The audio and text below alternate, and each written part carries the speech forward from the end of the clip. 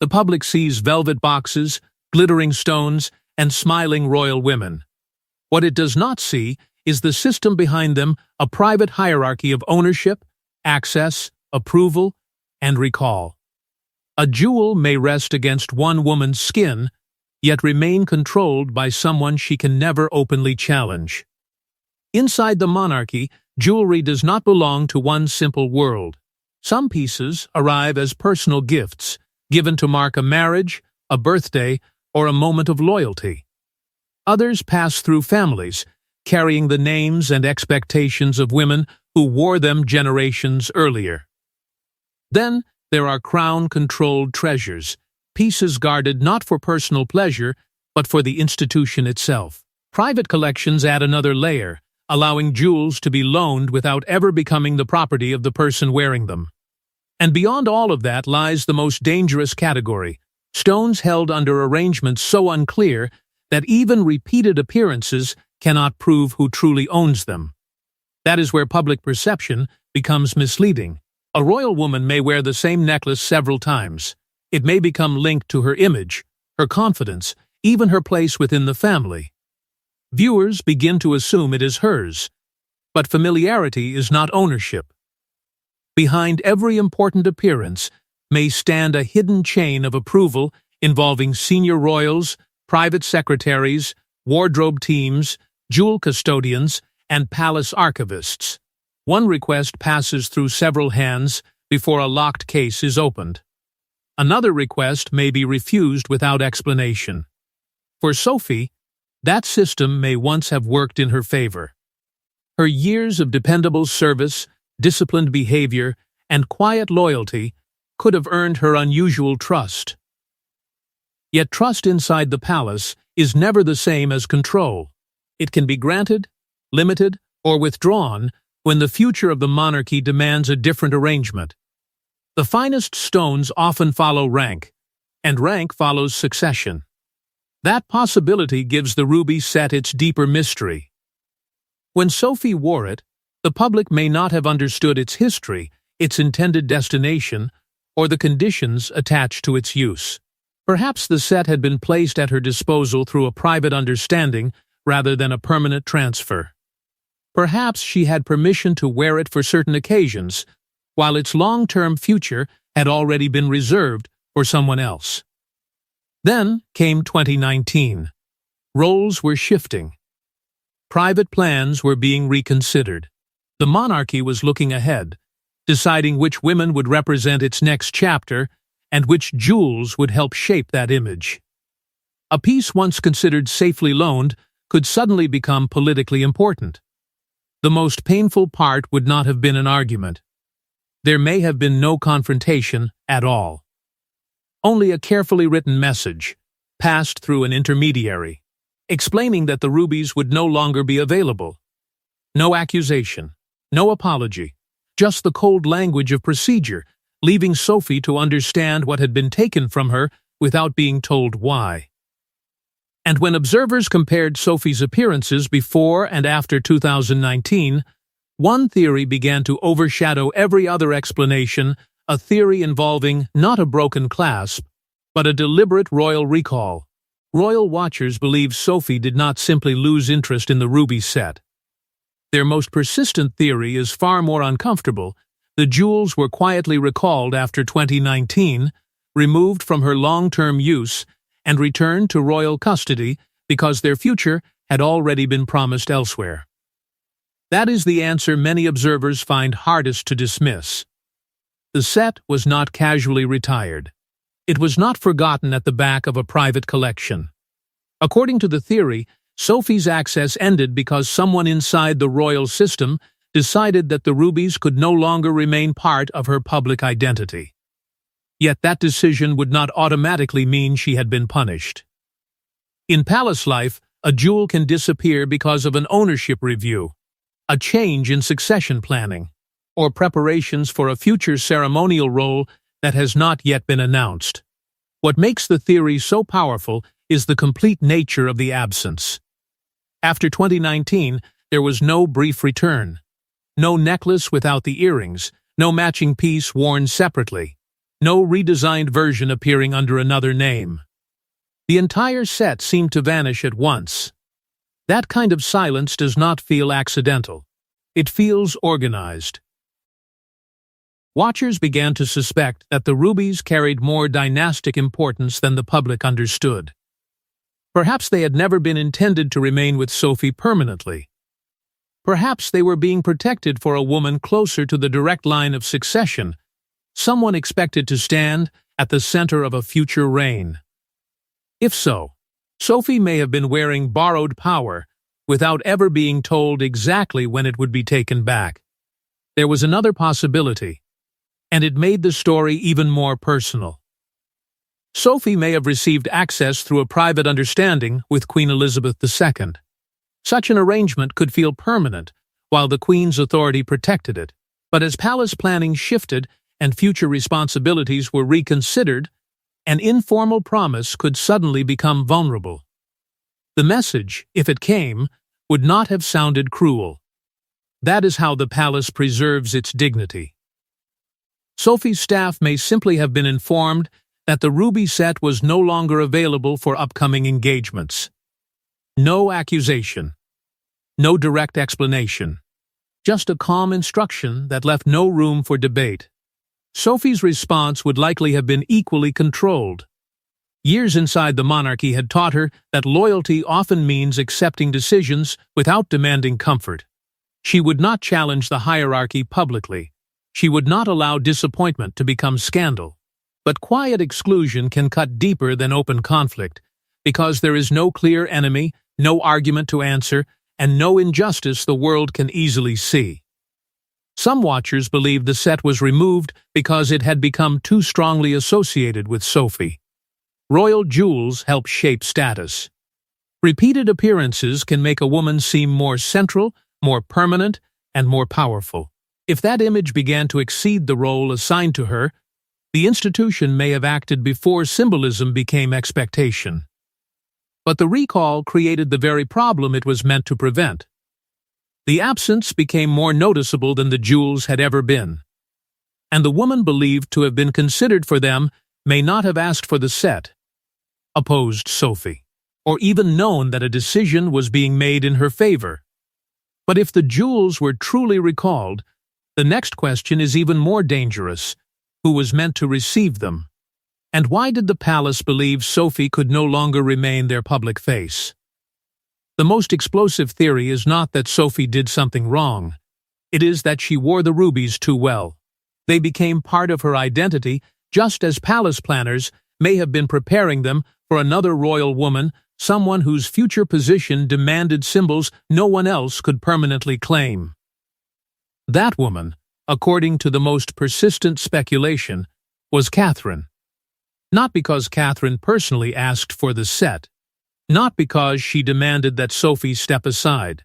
The decision, if it was ever made, would have belonged to the institution itself. The monarchy plans far beyond the present. It thinks in decades, shaping titles, residences, public duties, and ceremonial identities long before the public understands that a transition has begun. Jewelry forms part of that preparation. A future queen cannot appear to borrow her authority at the last moment. Her image must be built carefully, piece by piece, until certain stones seem naturally connected to her position. Rubies would carry special power in that process. They suggest strength, sacrifice, maturity, and survival. They do not whisper. They command. At a state banquet or major royal ceremony, such stones can make a woman appear not merely elegant, but inevitable. That is where Sophie's private pain may have begun. She could have understood the reasoning completely, and still felt wounded by it. Years of loyalty had earned her trust, respect, and a place close to the heart of the monarchy. Yet the direct line of succession always carries greater weight. Quiet service may be praised, but the future of the crown is protected first. Perhaps that is why the set disappeared, rather than immediately moving to someone else. Palace advisors may have known that placing the rubies on Catherine too soon would reveal exactly what had happened. The comparison would have been instant. One woman's final appearance would become another woman's symbolic inheritance. Every photograph would be examined. Every date would be compared. What was meant to look like tradition could instead look like displacement. So the jewels may have been held back. Months became years. The transfer may have been delayed, disputed, or judged too politically dangerous. Royal watchers searched engagement records, banquet appearances, jewelry catalogs, and old photographs, looking for a clasp, a stone arrangement, or a familiar setting that might expose the set's new destination. Nothing clear emerged, and that silence created a cruel emotional trap. Sophie and Catherine could be cast as rivals even if neither had challenged the other. Catherine may not have known that the rubies were being considered for her. Sophie may have recognized that speaking out would place blame on a woman who had made no demand. By remaining silent, she protected the institution, but she may also have protected Catherine from accusations of taking something that the public had already begun to see as Sophie's. The result was a jewel with nowhere safe to go. Too important to be quietly returned. Too recognizable to be reassigned without questions. Too politically charged to appear without reopening the mystery. The rubies may have become trapped inside the very system meant to control them, waiting for a future moment when memory had faded and the transfer could finally appear natural. Yet another theory points away from succession entirely and toward a more personal source of power, a private promise made during the Queen's lifetime that may have become impossible to honor after her death. Some royal watchers believe the rubies were protected not by paperwork, but by a private understanding between Sophie and Queen Elizabeth II. If that is true, the set's disappearance may represent something deeper than reassignment, the collapse of a promise that depended entirely on the Queen being alive to defend it. At the heart of this theory is the bond Sophie was believed to share with the Queen. It was not loud or theatrical. It was built through years of loyalty, restraint, and service without complaint. Sophie understood the discipline the monarchy demanded, and the Queen may have trusted her because she rarely appeared to seek more than the role she had been given. In such a relationship, a jewel could carry meaning far beyond its value. Perhaps the Queen personally encouraged Sophie to wear the ruby set. Perhaps she referred to it privately as being for Sophie's use, words that sounded permanent while her authority remained unquestioned. Yet there is a painful difference between a jewel being given and a jewel being made available. A gift becomes property. A loan remains conditional. While the Queen lived, that distinction may not have mattered. Her approval was enough. After her death, it could have become everything. Royal families often survive through spoken understandings. A promise made quietly can carry enormous force when it comes from the monarch. But once a reign ends, those promises are exposed to rules, records, and new priorities. Staff may have returned to old inventories, letters, and private notes, searching for proof that Sophie had a lasting claim. Instead, they may have discovered only a pattern of use, a tradition supported by the Queen's personal consent, but never protected by formal documents. For Sophie, the timing would have made the loss unbearable. She was not only grieving a monarch, she was grieving a family figure whose trust had shaped her place within the household. If the rubies were requested back during that transition, it could have felt like more than an administrative decision. It could have felt like evidence of their relationship was being collected, catalogued, and removed. Still, Sophie may have refused to challenge it. To protest would have transformed a private bond into a public argument over ownership. It would have forced the palace to define what the Queen had meant, perhaps reducing years of affection to a technical dispute over whether the set had been gifted or merely loaned. Silence, however painful, may have been Sophie's final act of loyalty. And the rubies may not have been the only loss. Other small privileges, familiar pieces, or private arrangements could also have disappeared after the queen's death, hidden from public attention because they were less recognizable. The ruby set simply left the clearest absence. What began as a temporary restriction may then have hardened into something permanent. Unclear records created hesitation. Hesitation created delay. Delay created silence. And beneath that silence lay a darker fear. If one royal jewel could inspire competing claims, how many others inside the vault carried histories no one wanted examined too closely? And once questions of ownership entered the story, the mystery widened beyond Sophie, revealing an uncomfortable truth about the royal vault. Not every treasure inside it has a simple name, a clear owner, or an uncontested future. Behind the famous crowns and carefully catalogued heirlooms lies a more uncertain category: jewels passed through private hands, altered over generations, loaned without public records, or absorbed into royal use. Watchers suspect Sophie's rubies may belong to this dangerous gray list, where possession and ownership become two different stories. Inside this shadowy category, legal ownership, family tradition, and royal custom can overlap until no single answer feels complete. A piece may be treated as personal property in one generation, a family heirloom in the next, and part of the monarch's wider collection years later. The records may exist, but not always in one place. Some instructions are formal. Others survive only through memory, habit, or a private sentence written by someone who is no longer alive to explain it. Jewels also change. Necklaces are dismantled. Stones are removed and reset. Earrings become brooches. Old pieces receive new names, while separate gems are combined into sets that appear modern. To the public, Sophie's rubies may have looked like one complete creation. But the stones themselves could have come from something far older, carrying a claim that was invisible until someone inside the palace looked more closely. That may be what happened after 2019. An internal review could have uncovered a forgotten connection to a private estate, a family trust, or another branch of the royal household. Suddenly, the question was no longer whether Sophie should wear the set. It was whether anyone had the authority to lend it at all. In that situation, restriction would be the safest response. The jewels could be placed back in storage while experts searched inventories, inheritance papers, and private correspondence. Allowing Sophie to continue wearing them might create a public assumption that the set belonged to her.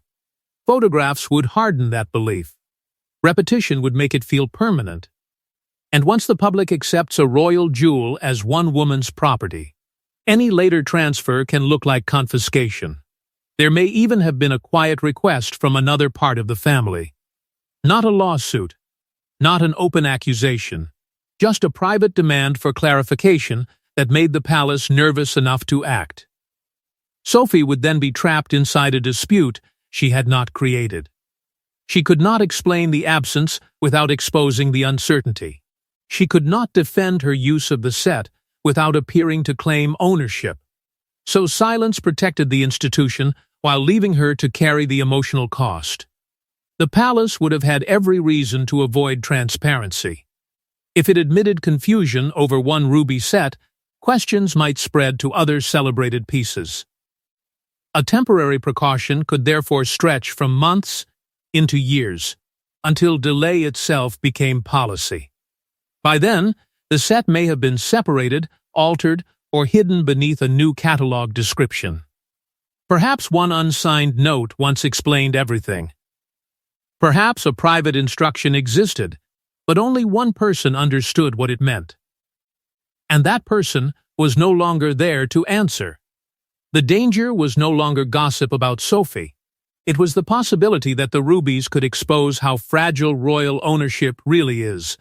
But whether the dispute involved succession, inheritance, or unclear records, one person still had to absorb the consequences in public, and Sophie's response may reveal more than any palace inventory ever could.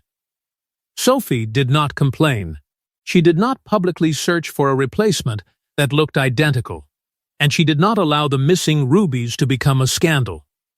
That silence may appear passive, but royal watchers see something more powerful. A woman choosing the monarchy's stability over her own emotional claim. By this point, the mystery was no longer only about the jewels. It was about Sophie's response to losing access to something that may have carried personal meaning.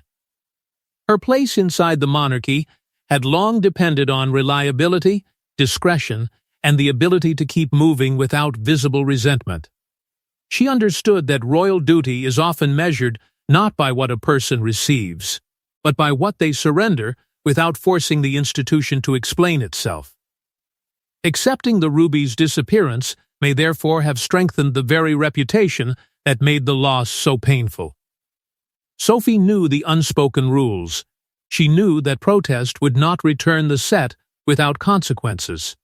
So she appeared in different stones, quieter designs, and pieces that carried less political weight. There was no obvious imitation, no attempt to recreate the same effect, and no public gesture suggesting that something had been taken. She made the absence look natural. But discipline does not erase attachment. If the rubies represented recognition from the late queen, then losing them may have reopened a deeper grief. They were not simply valuable objects. They may have stood for trust, belonging, and a private understanding that had once made Sophie feel secure within the royal household.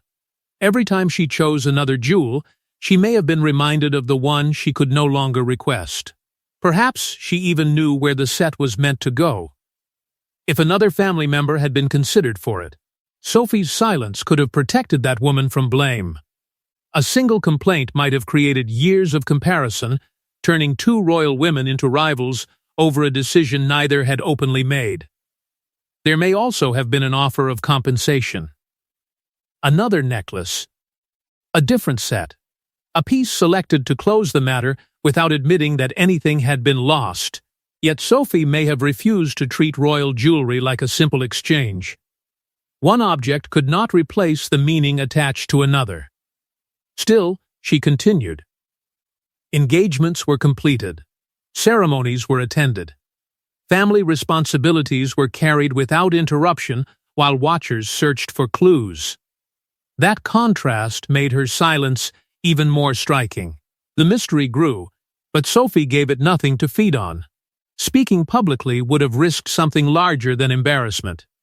It could have created a damaging contest between rank, loyalty, and succession. It could have forced the palace to explain private decisions it had spent years hiding.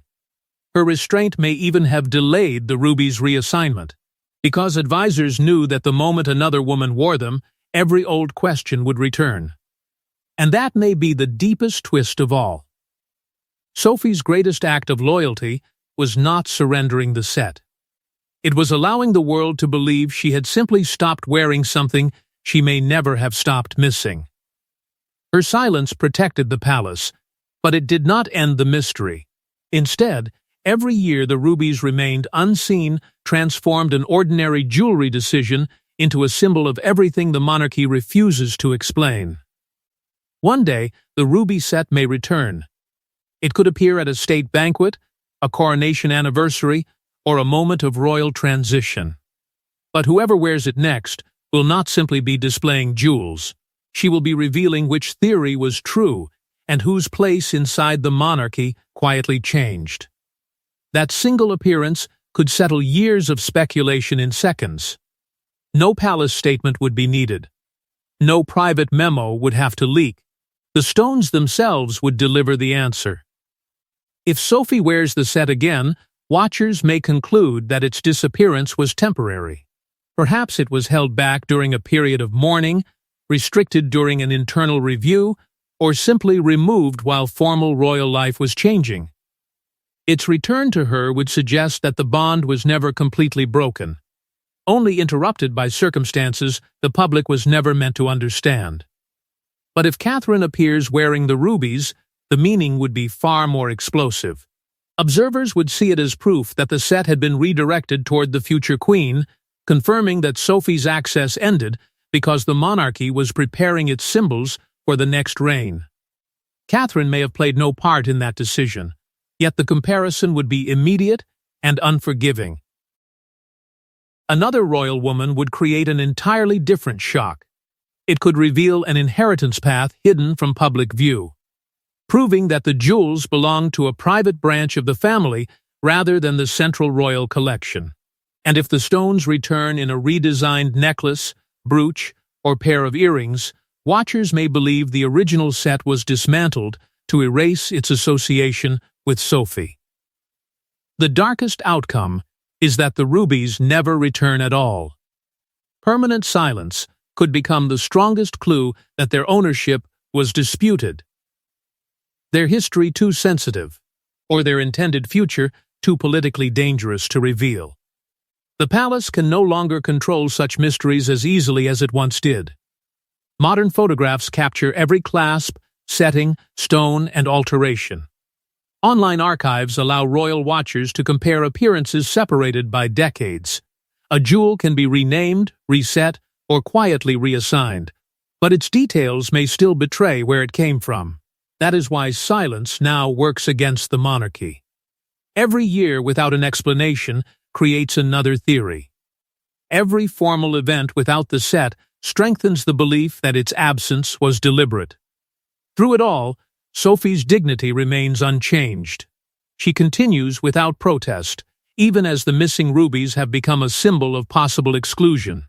The most likely explanation, according to those who follow the mystery, remains a quiet recall tied to ownership and long-term succession planning. And that is the true shock. A lifetime of service may earn respect, trust, and praise, but it does not guarantee permanence when the palace begins preparing for its future. Rubies symbolize loyalty and blood, yet these stones may have been hidden because they reveal too much about both. The vault may remain silent for years, but the moment those rubies rest against another royal woman, the secret will be announced before the palace has time to deny it.